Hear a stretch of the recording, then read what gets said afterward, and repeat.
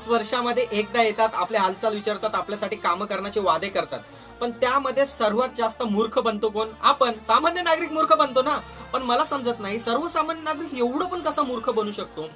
सांगायचा अर्थ एवढंच आहे की आज जो आमदाराच्या घरातच तिकीट वाटप चालणार, याच्या घरात ग्रामपंचायत, नगरसेवक, नगर परिषदच्या निवडणुकी, सगळ्या निवडणुकी याच्या घरच्या घरातच तिकीट वाटप करा. माझा मुलगा झाला, आता त्याचा मुलगा झाला, माझा मुलगा. ही काय राज्यशाही चालले काय? कोणती तरी पदवी तुम्ही तुमच्या घरातली पदवी पास करत चालले का? मला सर्वसामान्यांना विचारायचं, का तुम्ही त्यांच्या भरोश्यावर राहतात? का नाही आपला एक उमेदवार निवडून आणतात तुम्ही? सर्वसामान्य अपक्ष असो किंवा कोणत्याही पक्षाचा असो, फक्त एका पक्षाच्या हातात सत्ता कधीच देऊ नये मित्रांनो. आपण नेहमी सर्वसामान्य जो खालून वर गेला असतो ना, त्यालाच माणसाची किंमत असते. आपण नेहमी बघत आलोय.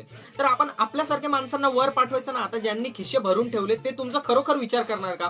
फक्त मतदानाच्या दिवशी येतील, तुम्हाला पॅकेट देतील आणि तुम्ही तेवढ्यात खुश होतील. असं करू नका मित्रांनो. खरोखर सांगतो, आता ही वेळ आहे की वेळ बदलायची. ह्या निवडणुकीपासूनच सुरुवात करा ना, की अपक्ष असो कोणी असो, पण तो सामान्य माणूस खालच्या थरातनं वर जाऊ दे. त्या माणसाला, त्याला जी जाणीव आहे आपल्यासारख्या लोकांमध्ये राहण्याची, तोच आपल्यासाठी कामं करू शकतो.